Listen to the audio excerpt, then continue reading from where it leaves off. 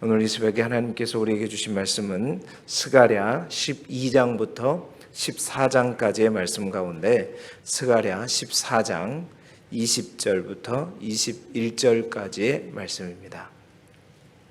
스가랴서 마지막 절 두 절의 말씀입니다.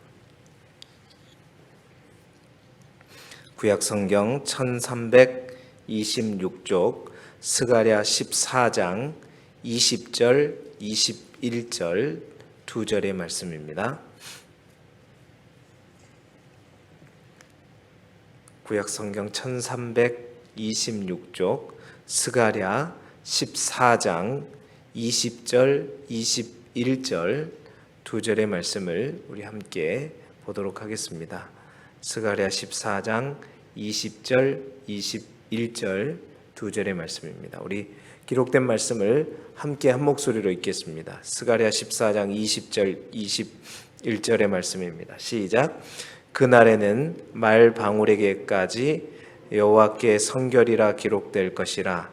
여호와의 전에 있는 모든 솥이 제단 앞 주발과 다름이 없을 것이니 예루살렘과 유다의 모든 솥이 만군의 여호와의 성물이 될 것인즉 제사 드리는 자가 와서 이 솥을 가져다가 그것으로 고기를 삶으리라. 그날에는 만군의 여호와의 전에 가나안 사람이 다시 있지 아니하리라. 아멘. 오늘은 스가랴서 마지막 3장 12장부터 14장에 있는 말씀을 가지고 교재에 있는 제목대로 이스라엘의 구원이라는 제목하에 말씀을 나누도록 하겠습니다. 오늘 교재에 나와 있는 포인트를 우리 함께 읽도록 하겠습니다. 218쪽에 나와 있는 포인트를 함께 읽겠습니다. 시작. 끝까지 이스라엘을 포기하지 않으신 하나님께서는 끝없는 사랑으로 끝까지 이스라엘을 붙드시며 그 품에 안아 주십니다. 아멘. 스가랴서는 학개서와 마찬가지로 이제 이스라엘 백성들이 성전을 건축하다가 16년 동안 멈춰 있을 때 그러한 성전을 다시 지을 수 있도록 성전 재건을 독려하기 위한 그런 목적으로 이제 쓰여진 이제 선지서 설교라고 말씀드렸는데 마지막 9장부터 14장까지는 이제 성전 재건 독려를 위함이 아니라 성전이 이미 지어지고 난 후 약 40년이 이루고 난 이후에 있었던 이제 메시지라고 말씀을 드렸습니다.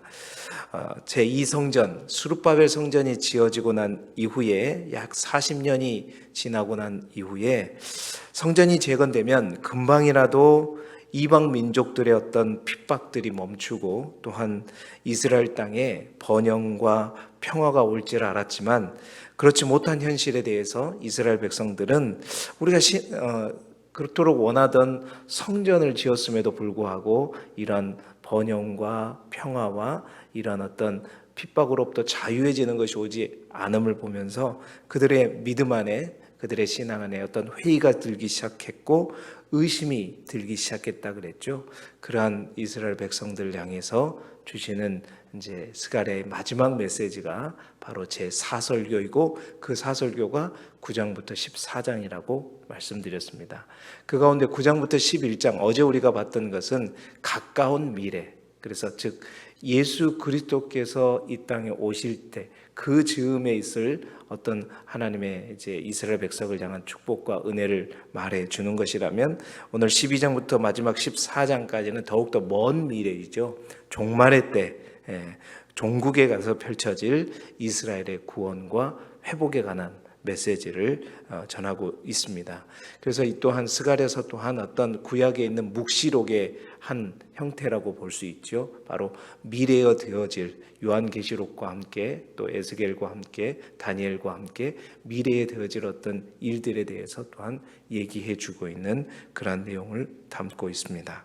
오늘 말씀을 통해서 우리의 믿음과 우리의 신앙 또한 정말 신앙을 가져서 어떤 어렵고 힘든 상황 속에서도 굳센 믿음과 용기로 살아가는 저와 여러분이 되기를 주님의 이름으로 축원합니다. 오늘 말씀을 통해서 주시는 첫 번째 메시지가 뭐냐면 그 마지막 때 결국 종말의 때에 가게 되면 헤아릴 수 없는 은혜가 이스라엘 백성들에게 또 예루살렘에게 부어질 것이라는 겁니다. 큰 은혜가 부어질 거라는 거죠. 자, 스가랴 선지자를 통해서 유다 백성들에게 줄 미래의 축복을 12장에 선포하고 있는데 12장 1절에 보시게 되면 하늘을 펴시고 땅에 터를 세우시고, 이 말은 전능하신 천지를 창조하신 하나님이라는 거죠. 천지를 창조하신 하나님께서 사람 안에 영을 창조하시고, 그러니까 우리 안에 영까지 창조하시는 천지를 창조하신 하나님께서 하나님의 백성에게 힘의 근원이 되어주시겠다고 말씀을 해주고 있습니다. 12장 2절에 보니까 예루살렘을 치러 모이는 모든 민족을 취하게 하는 잔이 되게 하겠다. 그러니까 이 말은 뭔 말이냐면, 여기서 예루살렘이라고 말하는 것은 뭐냐면 이제 미래 종말의 때의 예루살렘을 의미하는 것은 영적인 예루살렘을 의미하는 겁니다. 다시 말해서 이 시대의 교회를 의미하는 것이죠. 모든 민족들이 이 시대의 교회를 공격할 것이나 오히려 그 공격으로 인해서 그 나라들이 자기 몸조차 가누지 못하게 되는, 취하게 하는 잔이 되어서 뒤틀거리고 막 흔들거리는 그러한 존재가 되어버릴 것이다 말하고 있는 거예요. 뿐만 아니라 12장 3절에 그들을 상해하게 하는 무거운 돌이 되게 하고, 그러니까 그 대적들을 오히려 상하게 하는 무거운 돌이 되게 될 것이고, 12장 6절에 나무 가운데 화로 같게 하며 곡식단 사이에 횃불 같게 한다. 여러분, 나무 가운데 화로가 있다 그러면 뭐죠? 그 나무는 다 화로에 타서 없어질 거죠. 또한 곡식단 사이에 있는 횃불이 있으면 어떻게 됩니까? 곡식단은 다 타버리는 거죠. 그러니까 그 대적들이 아무리 예루살렘을, 영적인 이스라엘을, 이 시대의 교회를 막 탄압하고 박해하고 힘들고 대적할지라도 그들은 오자마자 어떻게 해요? 나무처럼 횃불 옆에 있는 곡식단처럼 다 타서 없어지게 될 것이다. 이런 은혜가 마지막 때에 하나님의 교회에 베풀어지게 될 것이다 라고 말하고 있는 거예요. 또한 12장 9절에 보게 되면 예루살렘을 치러 오는 이방 나라들은 그날에 내가 멸하기를 힘쓰리라 약속하시면서 7절 8절에 보게 되면 세상에 아무리 미약하고 비천한 자일지라도 하나님의 구원을 입게 되면, 아무리 세상에 가난하고 헐벗고 비천한 자가 될지라도 하나님을, 예수 그리스도를 믿고 하나님의 구원의 은혜를 입게 되면 그들이 어떻게 된다고 말하냐면 다윗과 하나님의 천사처럼 강해지게 될 것이다 라고 말하고 있는 거예요. 그러니까 마지막 때에 우리가 하나님을 믿고 영적인 이스라엘 교회라고 하는 공동체가 되어버리는 자에게 베풀어질 하나님의 은혜를 얘기하고 있는 것입니다. 그렇습니다. 종말에 하나님의 백성에게 이러한 영적인 축복이 부어질 것이라고 스가랴서를 통해서 말하고 있는 거예요. 뿐만 아닙니다. 12장 10절부터 14절에는 또 어떤 은혜가 부어지느냐, 영적인 이스라엘에게 성령의 강림으로 인해서 큰 애통과 회개가 있게 될 것이다. 그러니까 성령께서 우리 가운데 오지 않았을 때는, 구약의 많은 시대 때는 끊임없이 이스라엘 백성들이 죄의 문제를 이기지를 못했어요. 죄로 인해서 또 넘어지고 또 넘어지고 또 넘어지고 또 넘어졌는데, 이제 하나님께서 은혜를 베풀어 주셔서 그 영적인 이스라엘, 이 시대의 교회 가운데에는 하나님께서 하나님의 자녀들에게 은총과 간구하는 심령, 그 은총과 간구하는 그 심령이 뭐냐면 바로 하나님의 성령을 부어주신다는 거죠. 하나님의 성령을 부어주셔서 저마다 하나님 앞에 뭐 하게 된다? 회개하게 된다. 진정으로 애통하게 된다는 거예요. 그 애통이라는 건 뭐냐면 자기 안에 있는 죄를 보고 바로 그 죄를 바라보면서 하나님의 진정한 자비와 은총을 구하게 될 것이다. 그래서 자기들이 찔러 죽인 이를 바라보면서 예수 그리스도를 의미하는 거죠. 한없이 그들이 애통하고 통곡하게 되고, 자신들이 죽인 자가 실은 하나님께서 보내신 그런 하나님의 아들인 것을 알고 하나님을 자신들이 대적했다는 사실들을 깨닫고 성령 안에서 깊이 있게 애통하고 회개하며 돌아오게 되는 그러한 은총, 그러한 은혜를 경험하게 될 것이다 말하고 있는 것입니다. 이런 모습들이 바로 예수 그리스도께서 십자가에 죽으실 때 그대로 성취되게 되는 것이죠. 그렇습니다. 우리에게 부어지는 가장 큰 은혜가 뭐냐? 그래요. 대적들을 우리가 이겨내고 승리하는 것, 그것도 큰 은혜입니다. 그러나 그것보다 더 큰 은혜는 바로 우리에게 성령이 부어주시는 거예요. 에스겔에게 약속하셨던 새 영이 부어지는 거예요. 뿐만 아니라 그것보다 더 큰 은혜는 그 새 영이 부어짐으로 말미암아 성령 안에서 우리를 끊임없이 우리를 괴롭혔던 대적들을 향해 승리하는 것도 큰 은혜지만 그것보다 더 큰 은혜는 우리를 끊임없이 우리를 넘어뜨렸던 진정한 대적, 가장 큰 대적, 가장 세력이 강한 그 대적이 뭐예요?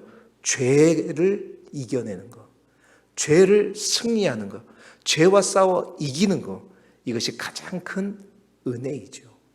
하나님께서 그 마지막 때에는 그 은혜를 우리에게 베풀어 주실 것이라는 거예요.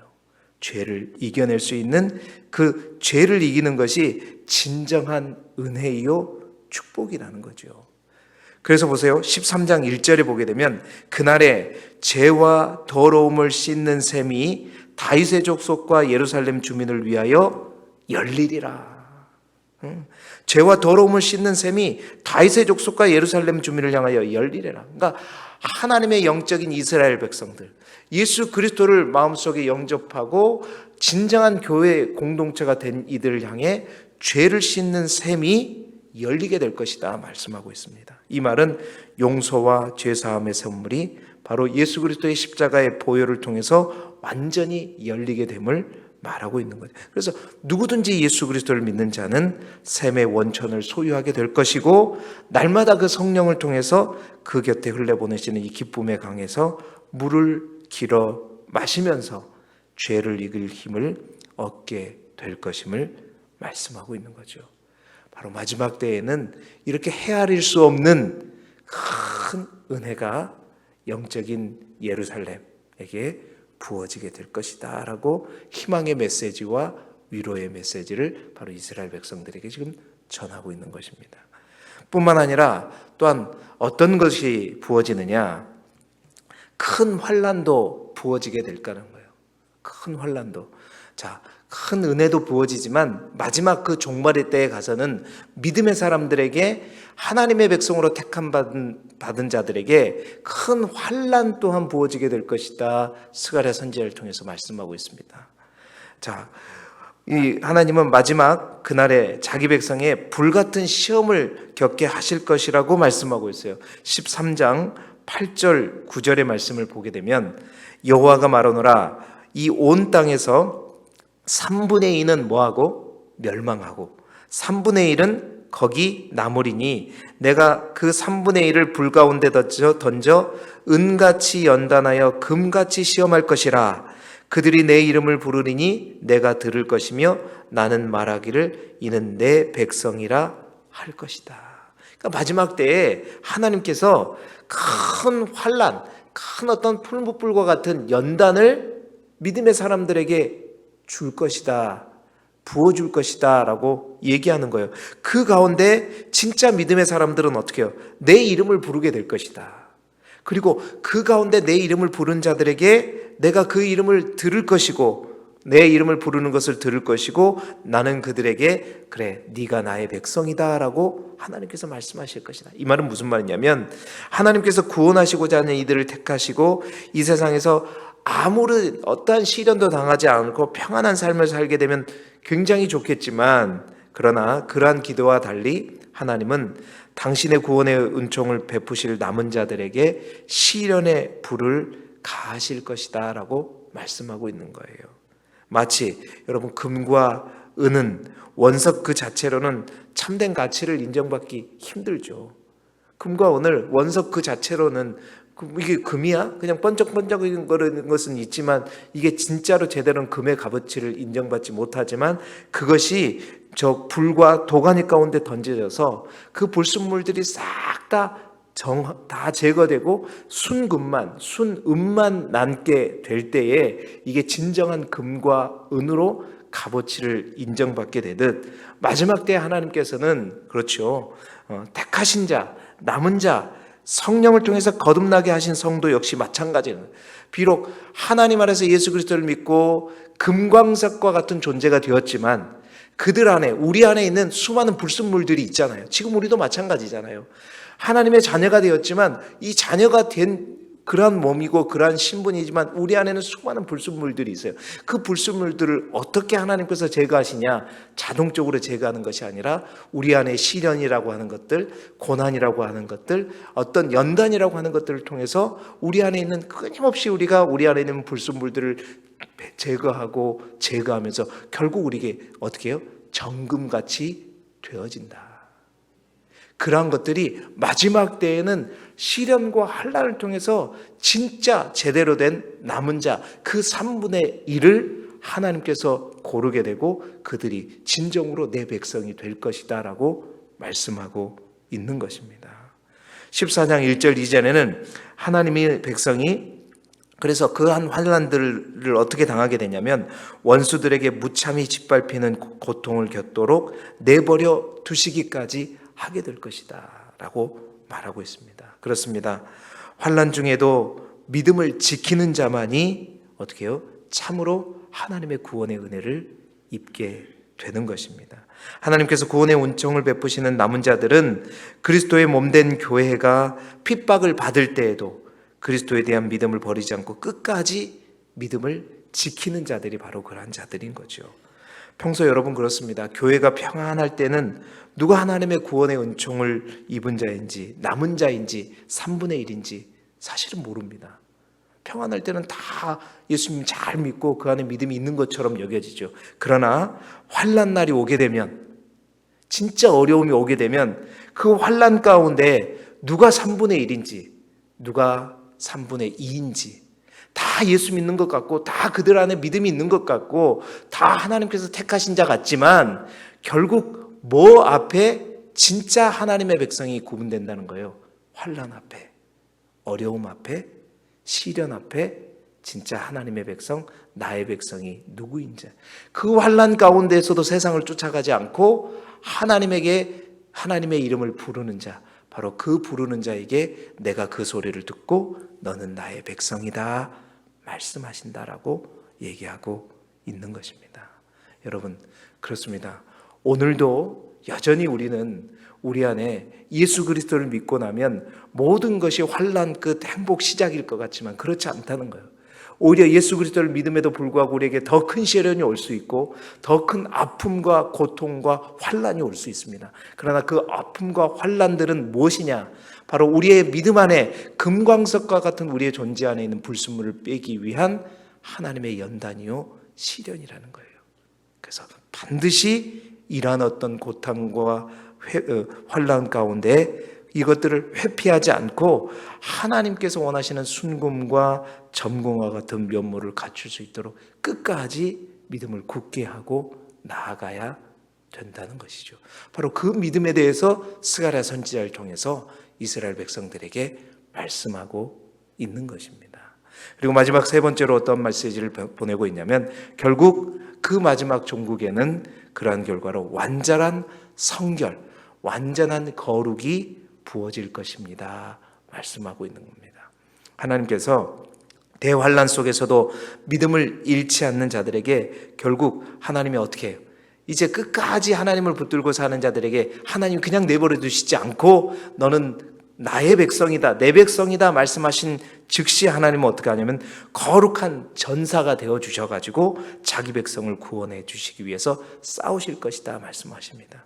14장 3절에 보게 되면 그때 여호와께서 나가사 그 이방 나라들을 치시되 이 왕의 전쟁 날에 싸운 것 같이 하시리라.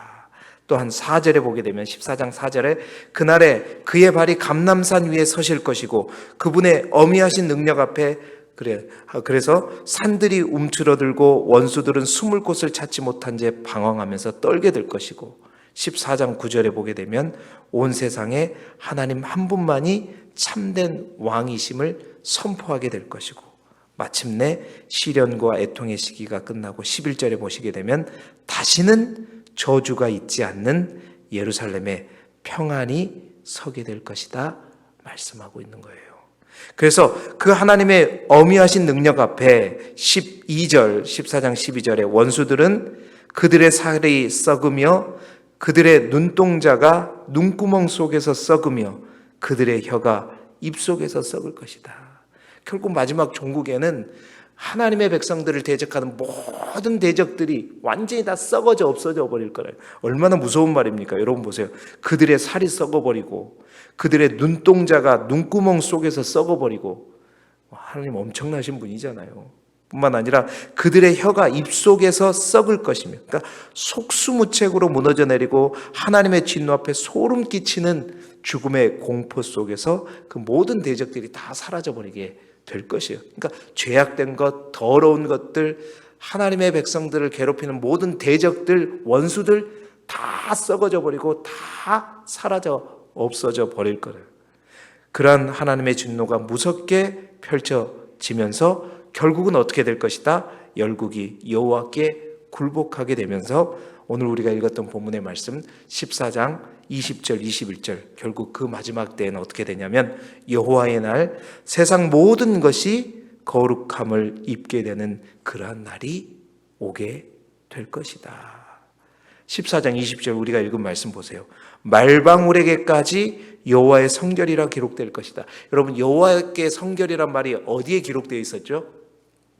구약의 대제사장들이 머리에 쓰는 그 관에 보면 여호와께 성결이라는 말이 쓰여져 있었잖아요. 이 관, 거기에 여호와께 그 성결이라는 말이 쓰여져 있는데, 그 말방울, 그러니까 말이 쓰는 이 머리에 있는 어떤 방울, 거기에까지도 뭐가 쓰여져 있다는 거예요?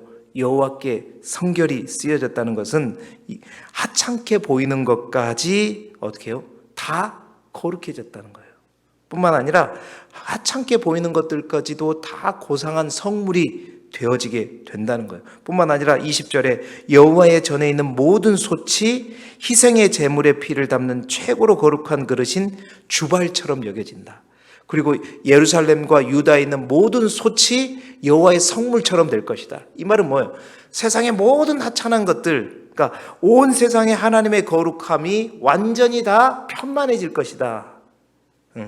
그리고 거룩함이 일상의 깊은 곳까지 미쳐서 더 이상 속된 것이 없게 될 것이다. 그러니까 마지막 하나님의 구속사가 끝나는 그 시점에 가게 되면 모든 세상의 더러운 것들, 악한 것들 다 사라지고 썩어져 버리고 없어져 버리고 다 하나님께서 다 무찔러 버리고, 우리 가운데 있는 모든 일반적인 솥조차도 여호와의 성물처럼, 하나님의 성물처럼 거룩한 그릇이 되는 것처럼 하나님과 백성과 만물이 거룩한 성결한 정말 새하늘과 새 땅이 오게 될 것이다 라고 말하고 있는 것입니다. 그렇습니다. 사랑하는 성도 여러분, 스가랴 선지를 통해서 주시는 마지막 메시지가 뭐냐? 바로 14장 20절 21절의 말씀이에요. 하나님이 결국 이스라엘 백성, 이 땅에 하나님께서 인간을 창조하시고 아담과 하와가 죄를 지음으로 말미암아 하나님으로부터 멀어져서 그 죄로 인해서 이 땅 가운데 죄가 풍만하게 들어오고 그 죄가 다스리는 이 세상, 결국 하나님께서 이 땅 가운데 예수 그리스도를 보내심으로 말미암아 또 다시 한번 예수 그리스도가 재림하심으로 말미암아 이루시고자 하는 완전한 하나님의 최선의 최고의 꿈의 목표는 뭐냐? 완전한 거룩이라는 거예요. 거룩한 나라, 모든 것들이 다 깨끗한 나라.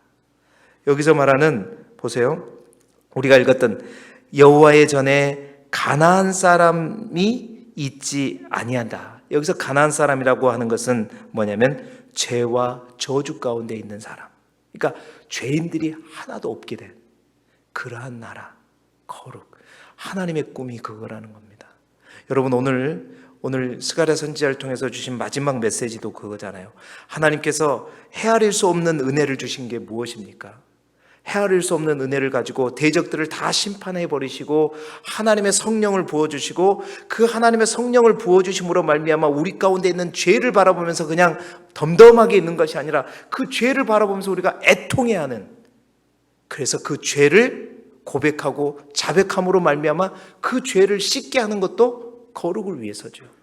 뿐만 아니라 우리 안에 있는, 이미 우리가 금광석이지만 시련의 불, 연단의 불을 가지고 끊임없이 우리 안에 불순물을 제거하시고자 하는 하나님의 그 놀라운 은혜, 그것 또한 뭘 위해서요? 우리 안에 있는 진정한 거룩을 위해서이고, 하나님께서 이스라엘 백성, 하나님의 교회, 영적인 이스라엘, 영적인 예루살렘들을 괴롭히는 수많은 대적들을 썩혀버리고 다 멸망시켜버리는 이유 또한 뭐예요?